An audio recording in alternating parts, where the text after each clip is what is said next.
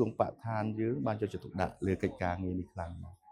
បាទឆ្លើយតបទៅនឹងយុទ្ធសាស្ត្របញ្ញកោណដំណាក់កាលទី1របស់រាជរដ្ឋាភិបាលដែលបានឆ្លងបង្ហាញនឹងការយកចិត្តទុកដាក់ទៅលើវិស័យបរិស្ថានវិទ្យាធម្មជាតិនិងការប្រែប្រួលអាកាសធាតុនេះក្រសួងបរិស្ថានក៏បានរៀបចំបាទនៅយុទ្ធសាស្ត្ររបស់ខ្លួនគឺហៅយុទ្ធសាស្ត្រចក្រាវិស័យបរិស្ថានសម្រាប់ឆ្នាំ2023ដល់2028បាទនៅក្នុងយុទ្ធសាស្ត្រចក្រានេះគឺយើងធ្វើការងារសំខាន់3ទៅលើការពង្រឹងលើកិច្ចគាំពារបរិស្ថានការការពារធនធានធម្មជាតិនិងជីវៈចម្រុះនិងការអភិវឌ្ឍប្រកបដោយចីរភាពបាទនៅក្នុងនោះការងារគ្រប់គ្រងសំណល់រឹងទីប្រជុំជនហើយជាពិសេសសំណល់ប្លាស្ទិកនេះត្រូវបានថ្នាក់ដឹកនាំក៏ដូចជាមន្ត្រីរាជការក្រសួងនិងស្ថាប័នពាក់ព័ន្ធបានយកចិត្តទុកដាក់ខ្ពស់បាទទៅលើការងារនេះហើយក៏នៅក្នុងយុទ្ធសាស្ត្រចក្រាវិស័យបរិស្ថានក៏យើងផ្ដោតទៅលើសសរស្តម្ភ3ដែរគឺភាពស្អាតភាពបៃតងនិងការប្រកបដោយចីរភាពអញ្ចឹងនៅក្នុងភាពស្អាតនឹងហើយដែលយើងនិយាយទៅលើការសម្ដែងទៅលើការគ្រប់គ្រងបាទសំណល់រឹងទីប្រជុំជនហើយជាពិសេសសំណល់ប្លាស្ទិកនេះបាទហើយកន្លងមកក្រសួងបរិស្ថានបានដាក់ចេញនៅយុទ្ធនាការជាបន្តបន្ទាប់ដើម្បីរួមចំណែកដោះស្រាយលើបញ្ហាសំណល់រឹងទីប្រជុំជនជាពិសេសសំណល់ប្លាស្ទិកនេះដូចយើងបានដឹងនិងជ្រាបស្រាប់ហើយថាការគ្រប់គ្រងសំណល់រឹងនិងសំណល់ប្លាស្ទិកនេះយើងបានដាក់ចេញដំបូងនៅយុទ្ធនាការមួយហៅថាថ្ងៃនេះខ្ញុំមិនប្រើថង់ប្លាស្ទិកទេដែលជាយុទ្ធនាការទី1យើងចាប់ផ្ដើមអនុវត្តតាំងពីខែកញ្ញាឆ្នាំ2023មកបាទហើយយើងបានអនុវត្តជាបន្តបន្ទាប់នេះមានការចូលរួម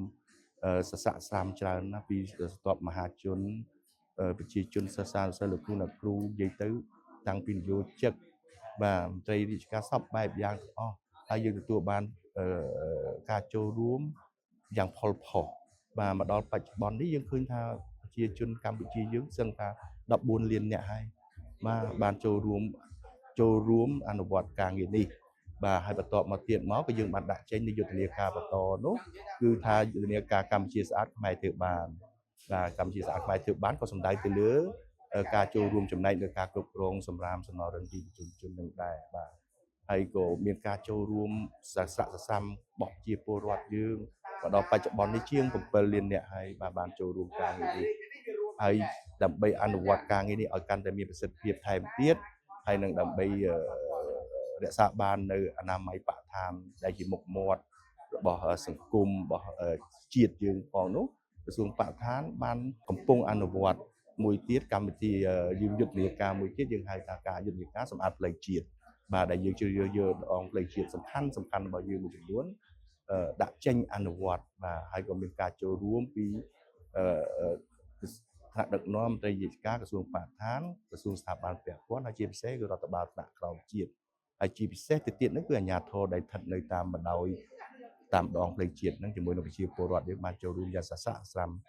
បាននឹងកំពុងអនុវត្តរហូតដល់ពេលបច្ចុប្បន្ននេះហើយអ្វីដែលក្រសួងបរិស្ថានចង់ឃើញនោះគឺចង់ឲ្យយុទ្ធនាការទាំងអំបើម៉ានដែលក្រសួងបានដាក់ចេញនេះឲ្យคล้ายទៅជាចលនាជាតិមួយបាទឲ្យបន្ថែមទៅលើយុទ្ធនាការគឺចលនាជាតិដើម្បីឲ្យមានបន្តនៅការចូលរួមរបស់ប្រជាពលរដ្ឋមហាជនគ្រប់ស្រទាប់ជាន់ថ្នាក់ចូលរួមទាំងអស់គ្នាអនុវត្តហើយនឹងបន្តអនុវត្តឲ្យបានដូចជាភ្លៀងរលឹមអញ្ចឹងបាទជាបន្តបន្ទាប់ទៅទៀតហើយនៅថ្ងៃក្រោយយើងចង់ឃើញចលនានេះឲ្យคล้ายទៅជាទម្លាប់របស់ជាពលរដ្ឋយើងនិងសង្គមជាតិយើងទាំងមូលដែរ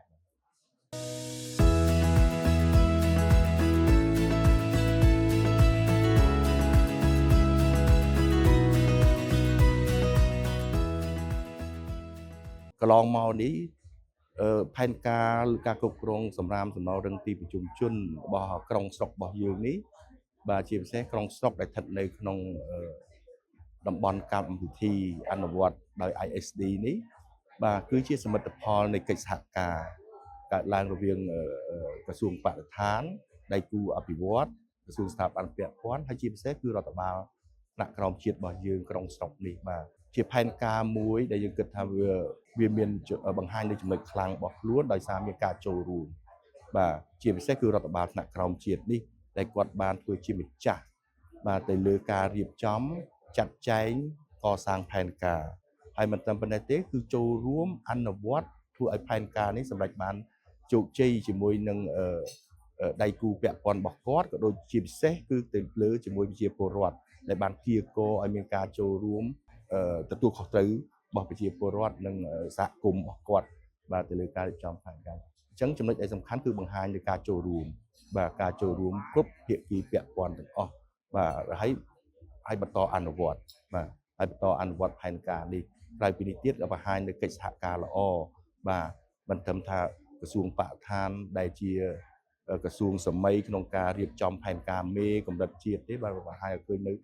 ការគ្រប់គ្រងពីដៃគូពាក់ព័ន្ធពីក្រសួងស្ថាប័នបាទហើយនឹងជាពិសេសគឺរដ្ឋបាលថ្នាក់ក្រោមជាតិនិងប្រជាពលរដ្ឋយើងនៅឯមូលដ្ឋានគឺអាចចូលរួមអនុវត្តបានយ៉ាងផលផុសបាទការយល់ដឹងរបស់ប្រជាពលរដ្ឋរបស់យើងមហាជនយើងនៅមានកម្រិតមួយវាមិនទាន់ថា 100% ទេបាទពីអំពីបញ្ហាសម្រាមផលវិបាកនៃសម្រាមនិងការគ្រប់គ្រងសម្រាមសំណល់រឹងទីប្រជុំជនជាពិសេសសំណល់ប្លាស្ទិកនេះណាបាទនៅមានកម្រិត